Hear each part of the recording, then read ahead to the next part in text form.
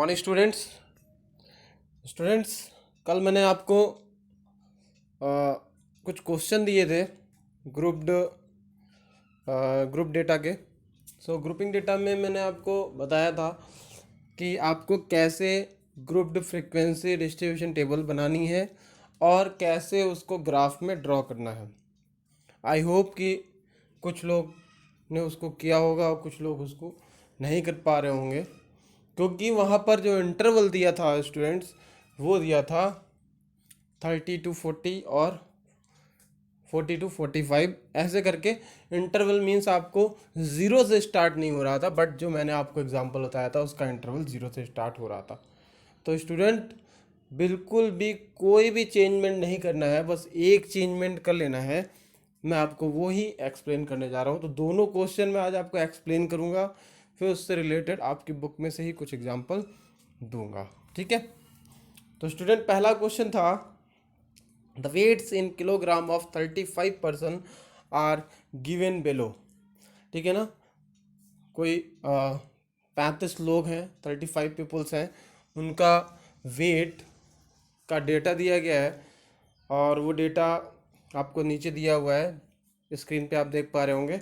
43, 51, 47, 62, 48, 40, 50, 62, 53, 56, 40, 48, 56, 53, 50, 42, 55, 52, 48, 46, 45, 54, 52, 50, 47, 44, 54, 55, 60, 63, 58, 55, 60, 58 और 53 kg। ठीक है। तो सबसे पहले आपको करना क्या है, इसकी फ्रीक्वेंसी डिस्ट्रीब्यूशन टेबल बनानी है। तो स्टूडेंट बहुत बड़ा डेटा है, लार्जर डेटा है, इसके लिए आपको ग्रुप्ड फ्रीक्वेंसी डिस्ट्रीब्यूशन टेबल बनानी पड़ेगी। तो स्टूडेंट अब आते हैं कि इसमें ज़ीरो से तो हम लिमिट को स्टार्ट नहीं कर सकते, क्लास इंटरवल को ज़ीरो से स्टार्ट नहीं कर सकते। तो स्टूडेंट हम स्टार्ट करेंगे, अपने डेटा को एक बार एग्जामिन करेंगे, चेक करेंगे कि उसकी लिमिट कहाँ से कहाँ तक आ रही है। तो स्टूडेंट आप देखो अगर गौर से, तो आपकी जो ये जो डेटा है वेट का, इसमें जो क्लास इंटरवल है वो बन सकता है 40 से स्टार्ट करें। अगर किससे स्टार्ट करें, 40 से स्टार्ट करें और ये बनेगा कहाँ तक, मैक्सिमम 65 तक आप बना सकते हो। ठीक है ना, मैक्सिमम कहाँ तक बना सकते हो, 65 तक बना सकते हो स्टूडेंट्स। 40 से 45, 55 का विड्थ आप ले लो, 55 का साइज ले लो। कल मैंने आपको बताया था जो अपर क्लास लिमिट होती है और लोअर क्लास लिमिट, उसके बीच का जो डिफरेंस होता है उसको हम विड्थ या फिर साइज बोलते हैं। तो यहाँ पर हम साइज कितना ले सकते हैं, विड्थ कितने ले सकते हैं, 5। ठीक है। तो 40 to 45 पहला इंटरवल, क्लास इंटरवल हो गया।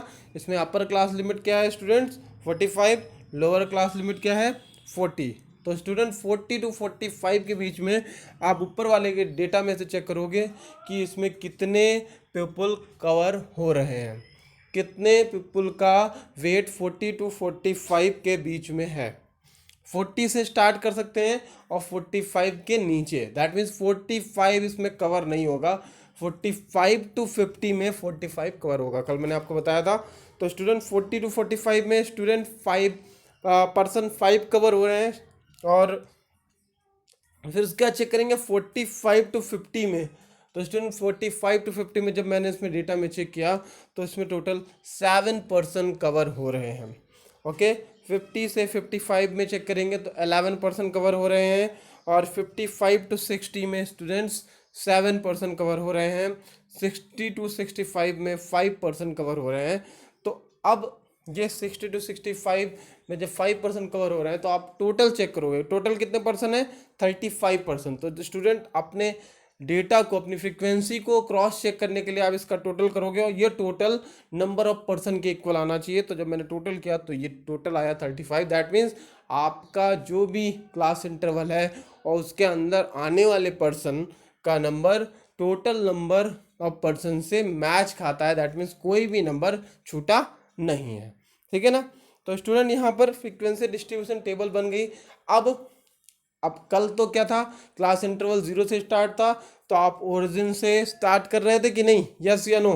कल का मैं आपको दिखाता हूँ स्टूडेंट्स।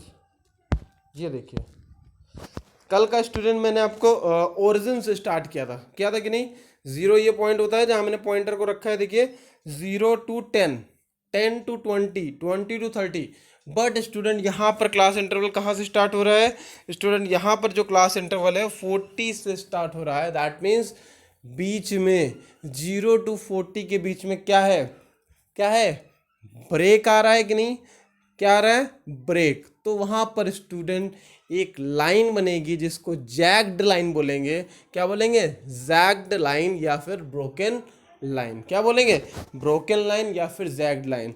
कभी भी ऐसी अगर फ्रीक्वेंसी डिस्ट्रीब्यूशन टेबल बनती है जो जीरो से स्टार्ट ना हो, किसी रैंडम नंबर से स्टार्ट हो, तो वहां पर उस ग्राफ में आप एक जैग्ड लाइन ड्रॉ करोगे और वो जैग्ड लाइन ब्रोकन लाइन भी कही जाती है। तो चेक करते हैं कैसे बनाते हैं जैग्ड लाइन स्टूडेंट्स।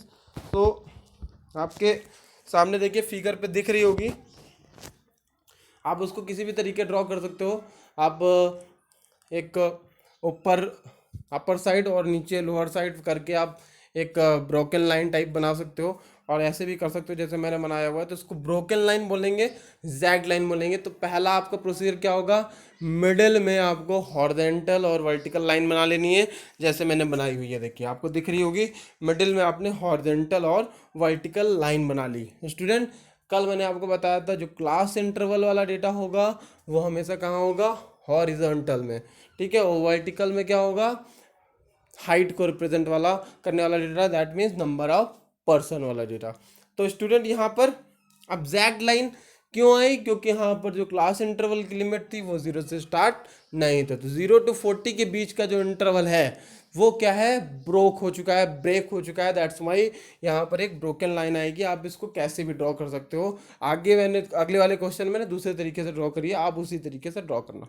तो यहाँ पर ब्रोकन लाइन आपको दिख रही होगी। उसके बाद 40 से 45 वन बॉक्स आप छोड़ दोगे, वो ब्रोकन लाइन का बॉक्स हो जाएगा, ठीक है। उसके बाद नेक्स्ट बॉक्स से स्टूडेंट आप अपना इंटरवल स्टार्ट कर दोगे 40 to 45, 45 to 50, 55 to 60, 60 65 और 65 to 70। Student number of person के लिए यहाँ पर ज़्यादा हायर क्वांटिटी लेने की जरूरत नहीं है घबरा, क्योंकि 11 सिर्फ 11 काउंट तक जा रहा है। तो आप 1 unit is equals to 1 person आप ले सकते हो स्केल। तो मैंने 1 unit is equals to 1 person ले लिया। सो 1 2 3 4 5 6 7 8 9 10 11 12 हॉरिजॉन्टल में मैंने काउंटिंग लिख दी हर एक यूनिट बॉक्स में, ठीक है। उसके बाद अब फ्रीक्वेंसी डिस्ट्रीब्यूशन टेबल को देख करके हम ग्राफ को ड्रॉ कर देंगे, हम बार्स को ड्रॉ करेंगे। तो स्टूडेंट 40 to 45 में नंबर ऑफ पर्सन कितने हैं, 40 किलोग्राम टू 45 किलोग्राम में नंबर ऑफ पर्सन है 5। तो 5 तक मैंने हाइट को ड्रॉ करा, बार को ड्रॉ करा। उसके बाद कोई गैप नहीं रहेगा, मैंने आपको पहले ही बताया था। 45 to 50 में जो नंबर ऑफ पर्सन है वो 7 है, तो जो बार की हाइट होगी वो 7 तक जाएगी। उसके बाद 50 to 55 में जो बार की हाइट है वो 11, क्योंकि नंबर ऑफ पर्सन 11 है। और 55 to 50 में 55 to 60 में 7 नंबर ऑफ पर्सन है, तो यहाँ पर बार की हाइट 7 तक जाएगी। उसके बाद 60 to 65 में 5 नंबर ऑफ पर्सन है, तो यहाँ पर हाइट भी 5 तक जाएगी। उसके बाद 65 to 70 में है नहीं इंटरवल, तो यहाँ पर आपका बार ग्राफ कंप्लीट हो गया। क्या हो गया, कंप्लीट हो गया। तो ये आपको यहाँ पर क्या सीखने को मिला कि जब आपकी क्लास इंटरवल की लिमिट 0 से स्टार्ट नहीं हो रही है, तो उस बीच का जो इंटरवल होगा वहाँ पर आप ग्राफ में as a broken line draw करेंगे। आप नेक्स्ट क्वेश्चन था स्टूडेंट, नेक्स्ट क्वेश्चन देख लेते हैं। तो स्टूडेंट नेक्स्ट क्वेश्चन था weekly pocket expansion in dollar of 30 student of class 8th, ठीक है ना। 30 स्टूडेंट हैं और उनका वीकली एक्सपेंशन दिया हुआ है डॉलर में, ठीक है। क्लास 8th के स्टूडेंट हैं are 37 41 39 34 71 26 56 61 58 79 83 72 64 39, 75, 39, 37, 59, 57, 37, 53, 38, 49, 45, 70, 82, 44, 37, 79, 76. Construct the grouped frequency distribution table with the class interval and draw graph. ठीक है ना। सबसे पहले आपको टेबल ड्रॉ करनी है, without table you can not draw graph. ठीक है ना, आप ड्रॉ नहीं कर सकते हो ग्राफ को फ्रीक्वेंसी डिस्ट्रीब्यूशन टेबल के बिना। यहाँ पर आपको सबसे पहले टेबल को ड्रॉ करना है। तो स्टूडेंट देखिए, थोड़ा सा इसमें पेशेंस रखना पड़ेगा, थोड़ा सा भले टाइम लगे, ज़्यादा टाइम लगे, 5 मिनट 10 मिनट 15 मिनट तक लग जाए, लेकिन आपको डिस्ट्रीब्यूशन टेबल को अच्छे से ड्रॉ करना है। कहीं पे भी कोई भी नंबर छूटे ना, कोई भी अगर काउंटिंग छूट गई, कोई भी नंबर छूट गया, तो फिर आपका टोटल और वहाँ पर जो क्वांटिटी दी हुई है, फिर नंबर ऑफ पर्सन दिए हुए हैं, पीपल दिए हुए हैं, उनका काउंट सेम नहीं आएगा, फिर आप उलझ जाओगे। तो आपको यहाँ पर बी पेशेंस, आपको काउंटिंग करनी है, देखना है कि उस क्लास इंटरवल में कितने लोग आ रहे हैं या फिर उसकी फ्रिक्वेंसी कितनी आ रही है। तो स्टूडेंट यहाँ पर क्लास इंटरवल एक साइड लिखोगे, दूसरी साइड आप नंबर ऑफ स्टूडेंट का। तो $30 to $35 कितने स्टूडेंट, सबसे पहला था, छूट गया था मेरे से, तो $25 to $30 कितने स्टूडेंट एक्सपेंस कर रहे हैं। तो यहाँ पर मैंने चेक किया तो 1 स्टूडेंट ही था जो इसके बीच में एक्सपेंड कर रहा था। उसके बाद 30 to 35 के बीच में 1 स्टूडेंट एक्सपेंस कर रहा है, और 35 to 40 के बीच में जो स्पेंड कर रहा है वो कर रहा है 8 स्टूडेंट कर रहे हैं, और 40 to 45 के बीच में 2 स्टूडेंट स्पेंड कर रहे हैं, और 45 to 50 के बीच में 2, एंड 50 to 55 के बीच में 1, 55 to 60 के बीच में 4, 60 to 65 के बीच में 2, 65 to 70 के बीच में कोई स्टूडेंट नहीं स्पेंड कर रहा है, और 70 to 75 में 3, 75 to 80 में 4, 80 to 85 में 2। अब स्टूडेंट आप कैसे जानोगे कि आपने जो फ्रीक्वेंसी निकाली है ये ठीक है। तो स्टूडेंट इसके लिए आप इसका टोटल कर लो, और नंबर ऑफ स्टूडेंट जो है वो इस फ्रीक्वेंसी से क्या होनी चाहिए, मैच होनी चाहिए, टोटल आपका मैच होना चाहिए। ठीक है ना। तो यहाँ पर आपने अब ग्रुप फ्रीक्वेंसी डिस्ट्रीब्यूशन टेबल बना ली। तो अब मुझे बताइए यहाँ पर जैग्ड लाइन आएगी कि नहीं आएगी। यस आएगी। क्यों आएगी, क्योंकि यहाँ पर भी ब्रोकन लाइन इस वजह से आएगी क्योंकि यहाँ पर जो क्लास इंटरवल लिमिट है वो 0 से स्टार्ट नहीं हो रही है। ठीक है, तो 0 to 25 के बीच में एक ब्रोकन लाइन आएगी, और फिर आपका जो क्लास इंटरवल स्टार्ट होगा वो कहाँ से स्टार्ट होगा, 25 से। तो 1 बॉक्स 0 to 25 के बीच वाला वो क्या हो जाएगा, ब्रोकन लाइन। और आप ऐसे इसको रिप्रेजेंट कर सकते हो जैसे मैंने किया हुआ, देखो आप ऐसे ही रिप्रेजेंट करना। ठीक है, इसको बोलते हैं ब्रोकन लाइन और जैग्ड लाइन। ठीक है ना, ZEZAGGED, jagged line. Okay, broken line. अब यहाँ पर हॉरिजॉन्टल और वर्टिकली आप ड्रॉ कर दो, और हॉरिजॉन्टल में क्लास इंटरवल को ही रिप्रेजेंट करोगे, और उसके बाद वर्टिकल में नंबर ऑफ द स्टूडेंट्स को रिप्रेजेंट करोगे, और हॉरिजॉन्टल में जो क्लास इंटरवल है उसको आप ऐसे बोल सकते हो स्पेंडिंग डॉलर्स, इन डॉलर्स। ठीक है ना।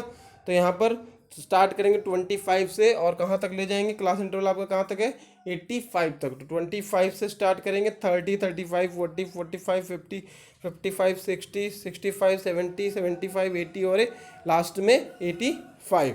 तो स्टूडेंट, और वर्टिकल में जो नंबर ऑफ स्टूडेंट्स हैं वो 1 2 3 4 5 6 7 8 तक। ठीक है, ज़्यादा नहीं लेना है, क्योंकि यहाँ पर जो और वर्टिकली आपका जो बार है वो कम नंबर में ही लिमिटेड है। तो यहाँ पर ज़्यादा हाइट में नहीं लेना है, आपको क्लास इंटरवल ज़्यादा बड़ा है तो आप हॉरिजॉन्टली ज़्यादा बड़ा बनाओगे इसको। ठीक है, तो आपको अकॉर्डिंगली वो आपको फ्रीक्वेंसी डिस्ट्रीब्यूशन टेबल देख करके ही पता लग जाएगा आपको किस साइड बड़ा बनाना है, किस साइड छोटा बनाना है। आप ग्राफ को मूव करके भी बना सकते हो। ठीक है ना, आप वर्टिकली को हॉरिजॉन्टल ले लो और हॉरिजॉन्टल को क्या ले लो, वर्टिकल ले लो, ऐसे भी कर सकते हो। ठीक है, तो अब स्टार्ट करते हैं 25 to 30 के बीच में कितने स्टूडेंट हैं, 1। तो आपका जो बार की हाइट होगी वो 1 हो जाएगी, और 30 to 35 के बीच में 1 स्टूडेंट, तो उसकी भी हाइट सेम। उसके बाद 35 to 40 के बीच में सबसे ज़्यादा स्टूडेंट है, स्टूडेंट यहाँ पर कितने हैं, 8 स्टूडेंट है, तो 8 तक बार की हाइट कर दी। उसके बाद 40 to 45 में 2 स्टूडेंट, तो 45 to 50 में भी 2 स्टूडेंट, तो यहाँ पर दोनों में बार की हाइट 2 रहेगी। 50 to 55 में 1 स्टूडेंट 4 और फिर 2 और फिर 65 to 70 में 0, 70 to 75 में 3, तो हाइट उसकी 3 हो जाएगी। 75 to 80 के बीच में 4, तो यहाँ पर भी हाइट कितनी हो जाएगी, 4 हाइट तक हो जाएगी। और 80 to 85 के बीच में 2, तो 2 स्टूडेंट के यहाँ पर हाइट को बार को 2 तक रिप्रेजेंट कर देंगे। तो स्टूडेंट यहाँ पर आपके सामने पूरा फ्रीक्वेंसी डिस्ट्रीब्यूशन टेबल और बार ग्राफ के साथ मैंने आपको रिप्रेजेंट कर दिया। तो स्टूडेंट आई होप सबको समझ में आ गया होगा। यहाँ पर अंडरस्टैंडिंग पॉइंट था zag line and broken line, ठीक है। तो ये आपको समझ के रखना है। इससे रिलेटेड एग्जाम्पल मैं आपको अभी दे देता हूँ। Okay, thank you.